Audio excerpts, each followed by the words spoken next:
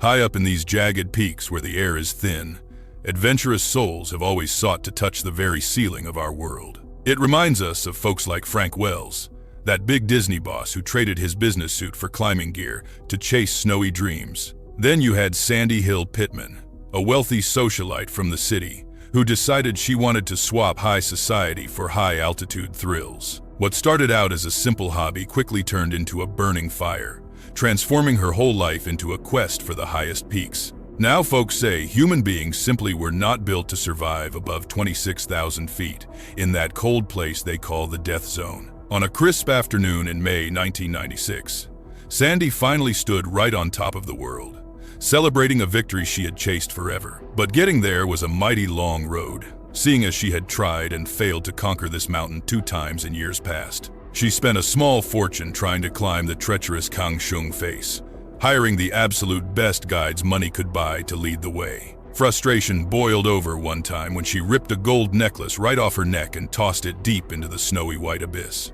This mountain was the final jewel in her crown, as she aimed to be the 3rd woman in history to scale the 7 summits. Her team was led by Scott Fischer, a tough-as-nails guide from Seattle, who ran a company called Mountain Madness with a true adventurous spirit. They had a solid crew of guides and Sherpas working hard to haul gear and prepare the way for 8 hopeful clients that season. Now, despite what some folks might whisper, Sandy was actually a strong climber who had more experience on ice than many other folks there. She certainly stood out at base camp with her high-tech gadgets and fancy gear, making sure everyone knew she walked with the powerful crowd. As the big day approached, the mountain got crowded with climbers from all over, everyone jostling for a spot on that narrow, snowy ridge. They pushed hard up the spine of the mountain, battling thin air and exhaustion, determined to stand where few people have ever stood before. But reaching the top is only half the battle, because most of the real trouble happens when you turn around to head back down.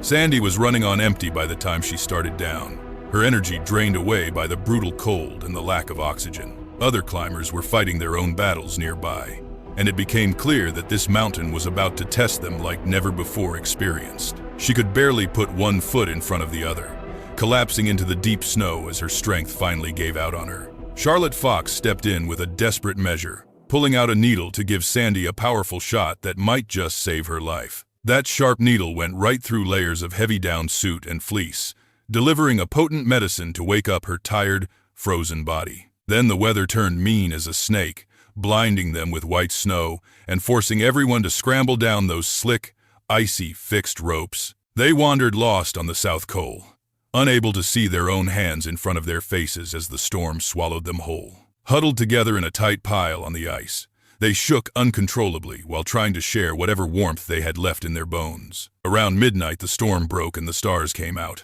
prompting a brave Russian guide named Anatoli to head out into the dark night. He ventured alone into that freezing darkness, risking his own neck to search for the lost souls who were slowly freezing on the mountain. After searching for what felt like an eternity, his headlamp finally cut through the gloom and spotted the climbers huddled together in the snow. He grabbed one climber to hustle her back to safety, while brave Tim Madsen stayed behind to keep watch over Sandy until help returned. When Anatoli came back for Sandy, she was too weak to stand, whispering that she just could not move her legs another single inch. With strength like a grizzly bear, he dragged and carried her across the ice, determined to get her back to the safety of camp. When the sun rose the next morning, Anatoli went back out to look for his friend Scott, hoping against hope he was still alive. But tragically, he found Scott frozen solid in the snow, his oxygen mask still on his face, lost forever to the cold mountain air. Back in the tents at Camp 4, the survivors sat in stunned silence,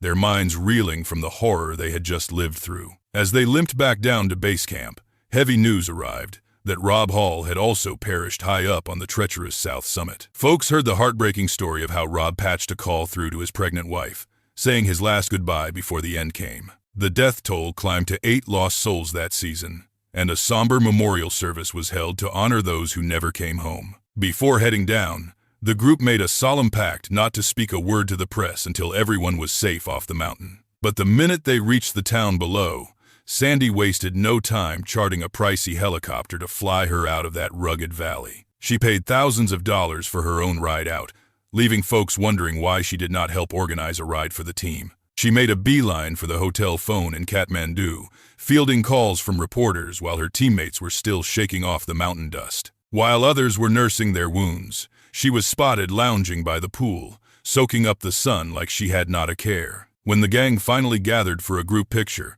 Sandy showed up looking fresh as a daisy with her hair done and makeup perfect. You could see the bone-deep weariness on every other face, making her polished look stand out like a diamond in a pile of coal. She threw a little cocktail party that night, but the air was thick with tension as folks remembered the friends they had left behind. Writer John Krakauer was there too, noting how the guides had worked themselves to the bone while some clients just looked out for themselves. Sandy ruffled feathers when she claimed there were no heroes up there, saying everyone just did the job they were paid to do right. She hopped on a plane back to New York City, leaving the dust and death of the Himalayas far behind in her rearview mirror. The newspapers back home were not kind, calling her Princess Sandy and criticizing how she turned a tragedy into her own personal publicity show. Now, to be fair, she climbed that mountain with grit, but folks will always argue about the choices made when the storm hit hard. Standing on the lower glacier looking back, a climber realizes that the mountain does not care about your bank account or your social status.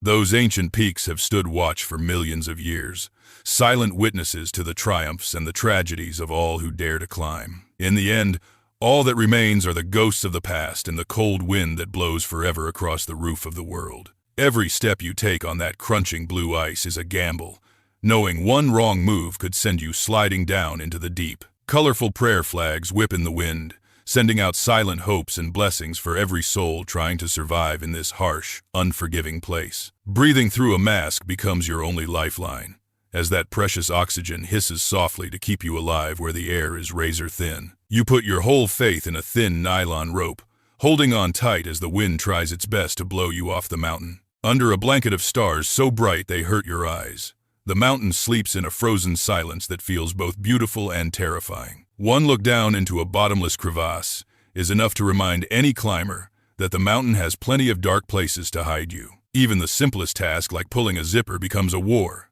as your frozen fingers fumble and fight against the biting cold and ice. Seeing those empty oxygen tanks scattered around reminds a person that every single breath up here is a borrowed luxury you must pay for. Crossing those shaky metal ladders over a deep blue pit requires a whole lot of faith and a steady pair of boots on your feet. It takes hours just to melt enough snow for a drink, a simple chore that becomes a monumental struggle when you are this exhausted. When you slip on that slick ice, you better have the reflexes of a cat to drive that axe down and save your own hide. The wind up here does not just blow, it scours your face with ice crystals that feel like a million tiny needles stinging your skin. You strap those metal claws onto your boots tight, knowing they are the only thing keeping you from sliding all the way down to the bottom. Looking up that endless wall of blue ice makes a person feel smaller than a grain of sand facing the might of the great creator. Checking your altimeter becomes an obsession as you slowly creep higher, counting every single meter that brings you closer to the roof of the world. There is a special kind of magic when the sun hits those peaks,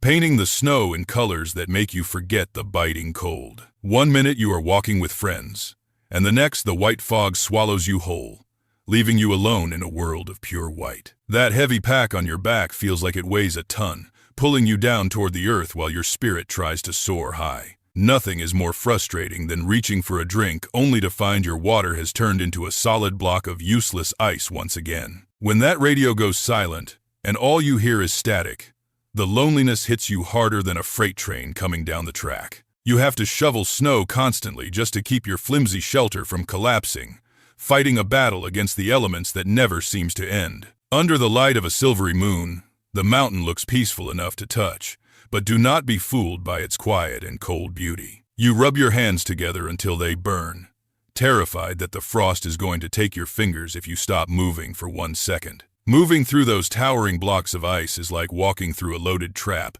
never knowing when the whole thing might come crashing down. We stand there pointing at the top, dreaming big dreams about standing on that pinnacle, unaware of the heavy price we might have to pay. You keep those goggles wiped clean because seeing the path ahead is the only way to keep from walking off the edge of the world. That sudden jerk of the safety rope is the only thing standing between you and a long fall, a reminder of how fragile life is. A storm can shred a tent in seconds, leaving you exposed and vulnerable to the fury of a wind that wants to blow you away. Watching that needle drop to empty on your oxygen tank puts a cold knot of fear in your stomach that is hard to shake off. Eventually, the wind erases our footprints, and the mountain goes back to being wild and free, keeping its secrets under a blanket of eternal snow.